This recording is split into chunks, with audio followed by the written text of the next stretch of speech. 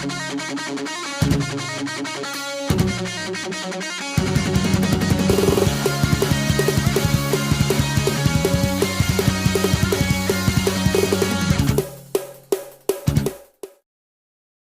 les pirates, j'espère que vous allez bien. Aujourd'hui, vidéo théorie sur One Piece. Je voulais vous dire si j'ai une voix bizarre, c'est normal que je suis malade, excusez-moi. La vidéo sera en deux parties. Déjà la partie présentation de deux personnages et après la partie théorie. Olivier Levasseur, dit Labuse, est un pirate du XVIIIe siècle qui écuma l'océan Indien après avoir fait ses premières armes dans les Caraïbes lors de la guerre de la succession d'Espagne. Les origines, l'histoire et les faits d'armes de Labuse ne sont connus que partiellement, malgré différents faits avérés. En tout état de cause, la seule source d'époque que nous possédions sur le pirate nous vient de Charles Johnson, qui l'évoque à plusieurs reprises dans son Histoire générale des plus fameux pirates, publiée à partir de 1720. En 1716, Labuse et Hornigold aidèrent Samuel Bellamy, dit Black Sam, à entrer dans la piraterie. Il aurait fait partie de la réunion de la Providence aux Bahamas, où les grands capitaines pirates des Antilles prirent pour la plupart la décision de fuir les Caraïbes, devenus trop dangereux depuis que les différentes marines nationales y menaient des campagnes anti-pirates. Il y aurait ensuite croisé dans le golfe de Guinée en compagnie des pirates Thomas Coquelin et Howell Davy et aurait fait plusieurs prises. Johnson le fait ensuite réapparaître à Mayotte, où il aurait fait naufrage avec son navire l'Indian Queen. C'est là que le capitaine pirate Edward England l'aurait pris à son bord et où, avec le capitaine John Taylor, il décide de s'associer pour une campagne dans la mer des Indes. Au retour vers les Mascareignes, Taylor et Labuse auraient décidé d'abandonner England, avec qui ils se sont fâchés, à l'île Maurice. Les deux pirates dont ensuite volent vers l'île Bourdon, actuellement La Réunion, qui touche le 20 avril 1721. La légende raconte que lorsqu'il était sur l'échafaud, la garde au cou, il aurait jeté un cryptogramme dans la foule en s'écriant « Mon trésor, à qui saura le prendre ?» Son décryptage ne donne rien de concluant, mais il lance une formidable chasse au trésor qui dure encore. Plusieurs hypothèses quant au lieu où se trouve le trésor de Labuse sont émises. On le croit à la Réunion, bien sûr, aux Seychelles, à Rodriguez, à Madagascar, à Mayotte, à l'île Sainte-Marie. Passons maintenant à un autre pirate, Henry Avery. Henry Avery est l'un des plus fameux flibustiers anglais. Il serait né, selon les sources, le 23 août 1659 et mort en 1696. Son histoire a alimenté nombre de légendes. Un groupe d'hommes d'affaires anglais, dont le principal est Sir John Houblon, obtient du roi d'Espagne le droit de commercer avec les colonies espagnoles en Amérique et de repêcher les trésors des épaves de galions naufragés dans la mer des Caraïbes.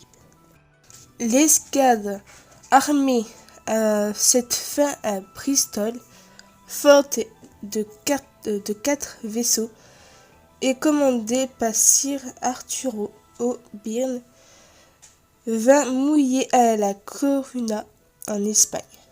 Mais les autorités espagnoles tardèrent à donner la permission de partir à l'expédition. En raison de ce détail, mais surtout à cause du retard du paiement de leur gagne, 85 marins se révoltèrent au bout de 4 mois, sous la conduite de Henri Avery, contremaître du duc, l'un des vaisseaux. Les mutins se rendirent maîtres du navire amiral de l'expédition, avec lequel ils appareraient pour l'Afrique occidentale. Henri Avery signe immédiatement vers Marak-Binga, où il pense les prises plus sûres. En chemin, il s'associa avec les équipages de 2 petits sloops.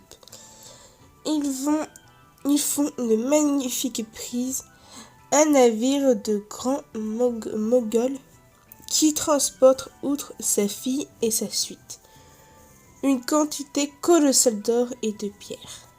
Ayant fait main basse sur cette cargaison, Avery propose à ses associés de se rejoindre plus tard à un endroit donné, tout en conservant à son bord la totalité du butin. Il s'empresse alors de naviguer à destination des Antilles en quittant les dessous. Il choisit de partir vers l'Avalon où il pense écouler plus facilement les diamants qu'il possède. Les commerçants ne sont pas dupes sur l'origine des pierres et en profitent pour le rouler. Contraint d'accepter le marché proposé, Long Ben se contente d'une maigre avance. Il menace par la suite ses commerçants qui lui répliquent de se contenter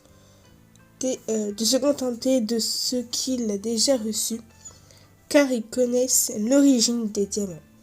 Avery doit se faire oublier pour ne pas être dénoncé aux autorités. Il meurt quelque temps plus tard de maladie.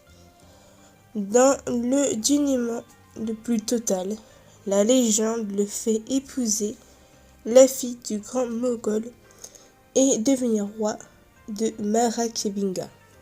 C'est tout ce que j'ai trouvé sur Henri Avery, mais il y a un jeu qui parle de lui. Alors je ne sais pas si c'est vraiment la véritable histoire, mais je veux quand même vous le dire. C'est le jeu d'Uncharted 4. C'est un jeu vidéo d'action-aventure. L'histoire du jeu se concentre sur 2 frères explorateurs, Nathan et Samuel Drake, qui recherchent le trésor du capitaine pirate Henri Avery. Et il y a plusieurs étapes et c'est ça que je vais vous parler. La première, l'une des étapes plutôt, se situe en Écosse, dans les souterrains d'une cathédrale. Ils ont découvert un jeu de pistes monté par Henri Avery et qui vont le mener jusqu'à la baie des Rois, c'est du Roi, excusez-moi, à Madagascar. La prochaine étape a lieu à Madagascar et la dernière étape se trouve la cité perdue de Libertalia, une colonie libertaire fondée par Henri Avery, ainsi que les capitaines les plus puissants du XVIIIe siècle. Maintenant passons à la théorie. On sait pour trouver Raftel, il faut les Rod Poneglyphes. Il en faut 4 plus précisément. Les Mugiwara ont déjà, si je me souviens, 2, avec celui-là de Zou et celui-là de Big Mom. Mais je me demande si les Rod Poneglyphes n'emmènent pas à un autre lieu. En fait, si vous voulez, dans le chapitre 957, Sengoku nous parle d'une île, God Valley, une île qui a disparu. Et je me suis demandé, soit si God Valley et Raftel sont même île, donc en fait God Valley et Raftel, ou God Valley est une étape pour aller à Raftel. En gros, je vais vraiment vous le dire, en gros, je me suis demandé si, comme Goldie Roger est mort sur l'échafaud, Il a dit une phrase, désolée, je m'en souviens plus. Je vais l'écrire, de toute façon, je la mettrai, mais j'ai un petit trou de mémoire. Il dit cette phrase et ça me fait penser à un peu la Buse dont il est inspiré et aussi inspiré de Marie Avery. Et je me suis demandé si Oda, si c'est vraiment inspiré de Marie Avery, si Roger n'a pas fait un jeu de piste comme Henri Avery qu'il a fait dans le jeu. Mais bon, vu que là c'est un jeu, je sais pas vraiment si c'est sa vraie vie. Donc, pour revenir à la théorie, je me demande si, vu qu'il avait Oden Kuzuki qui savait écrire les poneglyphes et qui savait les lire, si il les fait pas, en gros, qu'il retrouve les deux autres road poneglyphes, et qu'en gros, les road poneglyphes vont sur God Valley. Alors, je sais pas si elle est sous l'eau ou si elle est dans les airs. Si elle est sous l'eau, il faut un revêtement.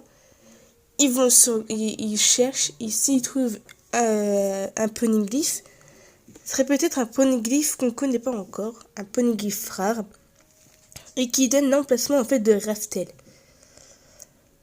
Voilà, j'ai que ça en tête.